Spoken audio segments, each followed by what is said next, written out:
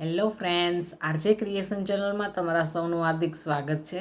આજે તમને હું ફ્લાવર પોટ અને ફ્લાવર પોટમાં રાખવાની ડાળીઓ બનાવતા શીખવીશ. તો અહીંયા સ્ક્રીન ઉપર તમે જોઈ શકો છો કે હું ફ્લાવરની ડાળીઓ હોય ને એક ફ્લાવર ભેગા કરી અને તેમાં જે કલરવાળી ટેપ આવે છે ને એને મેં લગાવી દીધી છે. એટલે આ એક બુકે જેવો શેપ થઈ ગયો.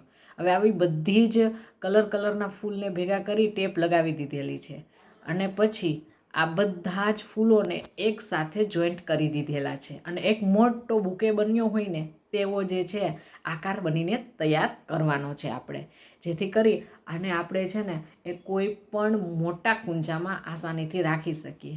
નાના કુંજામાં તો આ ન રહી શકે, કારણ કે આનો વજન બહુ વધારે થઈ ગયો છે.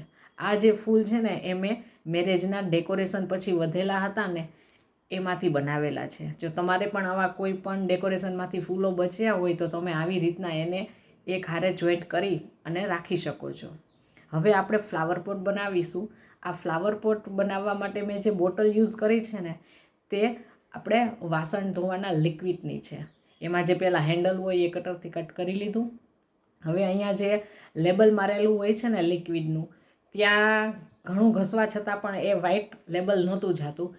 એટલા માટે મેં છે ને ત્યાં સ્વીટ હોમ લખી નાખ્યું છે. તમે તમારા હિસાબે કોઈ પણ સરસ ડિઝાઇન પણ કરી શકો છો. હવે અહીંયા મેં સ્વીટ હોમ લખી, તેના ઉપર ગમની મદદથી સ્ટોન ચોંટાડી દીધેલા છે. તો આ પણ જે છે એ સરસ લુક આપશે. હવે આના ફરતે આપણે છે એ સરસ મજાની ડિઝાઇન કરવાની છે, જેથી કરીને એ નેમ પ્લેટ સરસ દેખાય.